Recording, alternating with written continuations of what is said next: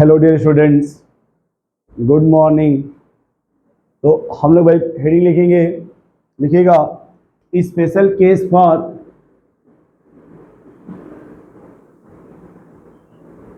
D Broglie system. De Broglie system, ठीक है। पहला केस इसमें हेडिंग लिखना आप लोग, ठीक है। De Broglie versus bore. De Broglie में और बोर में क्या रिलेशन था? De Broglie versus bore. De Broglie versus bore. अब देखो इसमें क्या हुआ कि एक टर्म होता है सरकमफरेंस, ठीक है। सरकमफरेंस, सरकमफरेंस का मीनिंग होता है 2 पाई आर।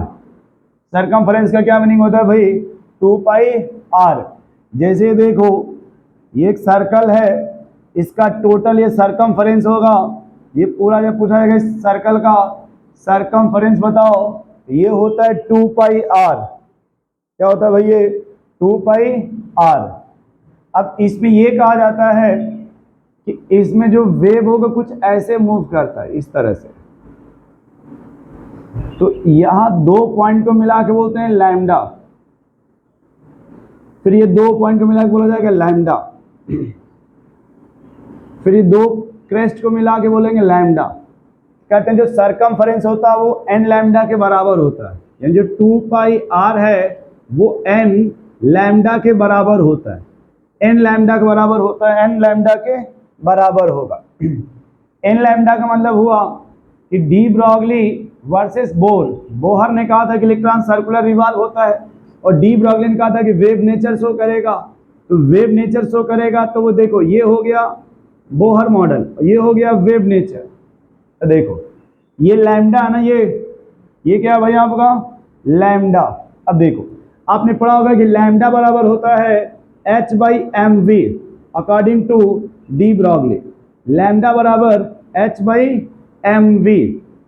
ये जब ला के आप यहां रखोगे तो देखो ये 2 पाई आर बराबर n इंटू h/mv, ठीक। अब देखो होगा क्या, ये मास और वेलोसिटी उस साइड भेज दो। Mass into velocity into r जाएगा n H by 2 pi. M we r हो जाएगा एन एच अपॉन 2 पाई। इसी को कभी कभी बोलते हैं एंगुलर मोमेंटम। क्या बोलते हैं इसको? ये एम वी आर बोला जाता है एंगुलर मोमेंटम। एंगुलर मोमेंटम, और एंगुलर मोमेंटम बराबर होता है एन एच अपॉन 2 पाई। अब इसमें देखो ये इलेक्ट्रॉन सर्कुलर रिवॉल्व हो रहे हैं, ये हो गया बोर मॉडल, यानी बोहर की थ्योरी हो गई। ये किसकी थ्योरी हो गई? बोहर का। और डी ब्रॉगली ने कहा कि उसके बाद वेव नेचर भी होगा। जब वेव नेचर बनाओगे कुछ ऐसे होगा, इस तरह से वेव नेचर। तो यहां कहते हैं सर ये जो ये लाइन है ये वेव नेचर होगा। क्या होगा? वेव नेचर, यानी ये हो गया डी ब्रॉगली। ये हो गया आपका पार्टिकल नेचर। ये क्या हो गया आपका? Particle nature. अब दूसरा इसमें केस क्या था? सेकेंड केस देखो, पूछा गया number of waves in orbit.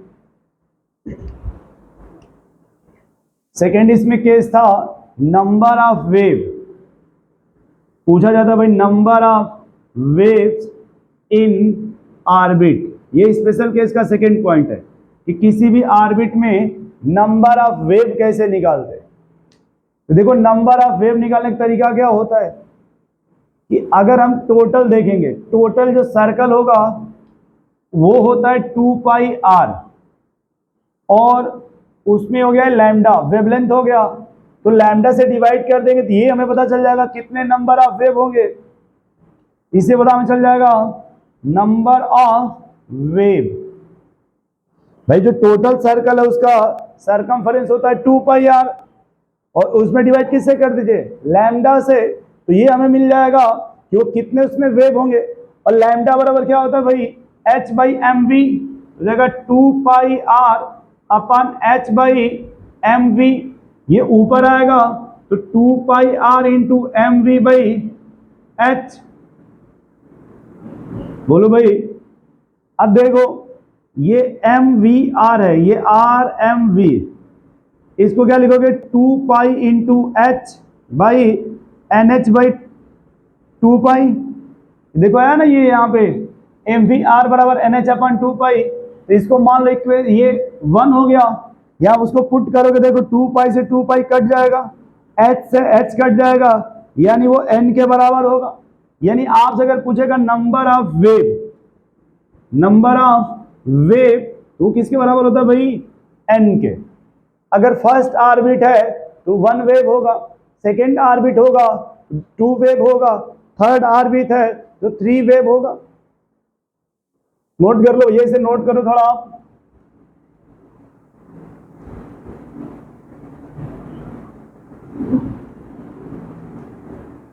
ठीक है, अब स्पेशल केस में थर्ड पॉइंट लिखेंगे, कितना, थर्ड। अच्छा सरकमफेरेंस है, थोड़ा मैं इसको इधर भी लिख सकता हूं। ये जो सरकमफेरेंस है, सरकमफेरेंस बराबर 2 पाई आर यहां रख देते थोड़ा, है ना, इस तरह से।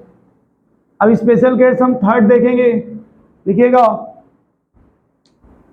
मोमेंटम के टर्म, किसके टर्म में, मोमेंटम के, कि लैम्डा बराबर क्या था भाई, एच बाई एम वी या फिर एच बाई पी।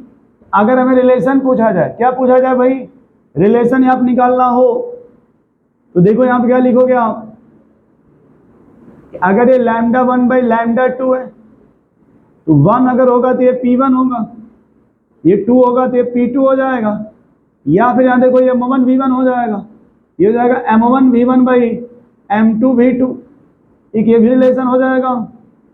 ठीक है, कि लैम्डा 1 बाई लैम्डा 2 बराबर M2 V2 by M1 V1 या फिर P2 बाई P1। अब देखो इसका स्पेशल केस 4 में क्या होता है, अगर हम लोग यहां पे कह रहे हैं लैम्डा बराबर क्या होता है भाई, H बाई एम वी। ठीक है, हमें जो लेके आना है वो काइनेटिक एनर्जी के फॉर्म में लाना है। किस फॉर्म में लाना है इसको, काइनेटिक एनर्जी के फॉर्म में। तो हम लोग कह रहे हैं सर अगर मान लो यहाँ पे दोनों का स्क्वायर कर दिया जाए, दोनों साइड का क्या किया जाए भाई, कह देंगे square on both side, square on both side, ये हो जाएगा लैम्डा का स्क्वायर बराबर एच का स्क्वायर अपन एम का स्क्वायर इंटू वी का स्क्वायर।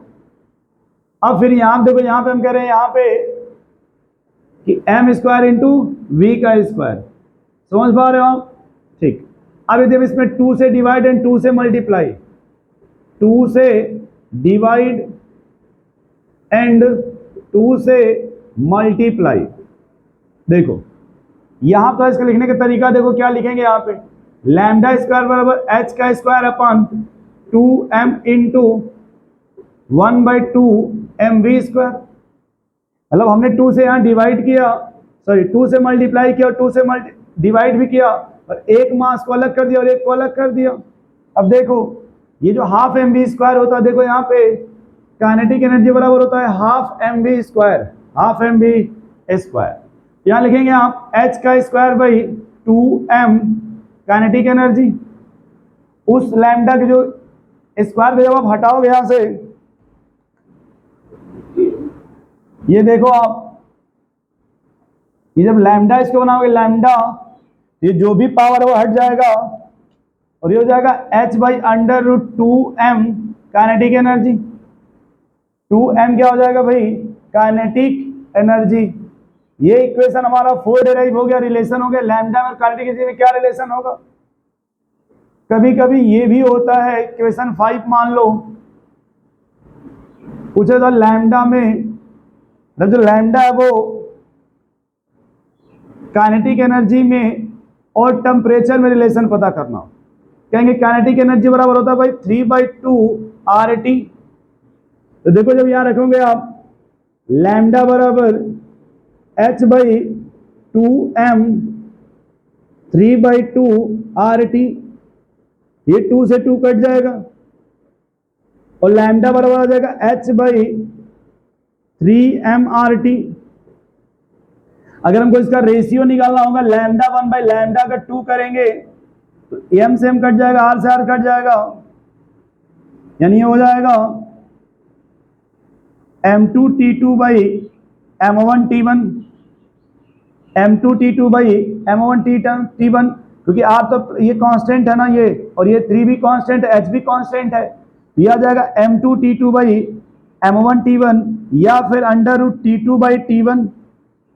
T2 T1 टेम्परेचर है, m1 m2 मास होता है, m1 m2 मास,